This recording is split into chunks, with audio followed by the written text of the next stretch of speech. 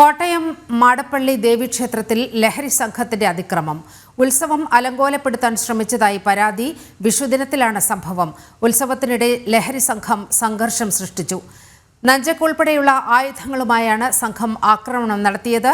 ക്ഷേത്ര ഭാരവാഹികളുടെ പരാതിയിൽ തൃക്കൊടിത്താനം പോലീസ് കേസെടുത്തു. വിവരങ്ങളുമായി മിഥുൻ അയ്യപ്പൻ ചേരുന്നുണ്ട്. മിഥുൻ, എന്താണ് അന്ന് സംഭവിച്ചത്? കുറച്ച് ദിവസങ്ങളായി കോട്ടയം മാടപ്പള്ളി ദേവി ക്ഷേത്രത്തിൽ ഉത്സവം നടന്നു വരികയാണ്. വിഷു ദിനത്തിലെ ഉത്സവത്തിനിടെയാണ് ഇത്തരത്തിൽ ലഹരി സംഘം ഇത്തരത്തിൽ ആക്രമണം അഴിച്ചുവിട്ടത്. അവിടെ മേളത്തിനൊപ്പം ഭക്തർ ഇങ്ങനെ താളം പിടിക്കുന്നുണ്ടായിരുന്നു, അതിനൊപ്പം നൃത്തം ചവിട്ടുന്നുണ്ടായിരുന്നു. അതിനിടയിലാണ് ഉന്തും തള്ളും ഉണ്ടാവുകയും പിന്നീട് ആയുധങ്ങളുമായി ആക്രമണം നടത്തുകയും ചെയ്തത്. അതായത് നെഞ്ചക്ക് അടക്കമുള്ള ഗുരുതരമായിട്ടുള്ള ആയുധങ്ങൾ ഉപയോഗിച്ചാണ് ആക്രമണം നടത്തിയത്.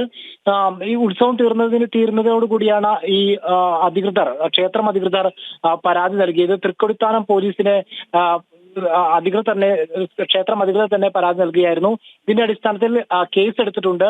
കണ്ടാൽ അറിയാവുന്ന ആളുകൾക്കെതിരെയാണ് കേസ് എടുത്തിരിക്കുന്നത്. മാടപ്പള്ളി സ്വദേശികളായിട്ടുള്ള യുവാക്കൾ തന്നെയാണ് ഈ ആക്രമണം നടത്തിയത് എന്നാണ് ലഭിച്ചിരിക്കുന്ന വിവരം. അവിടുത്തെ ഈ ഉത്സവത്തിൽ പങ്കെടുത്ത ആളുകൾ ചിത്രീകരിച്ച ചില ദൃശ്യങ്ങളാണ് ഇപ്പോൾ പുറത്തു വന്നിരിക്കുന്നത്.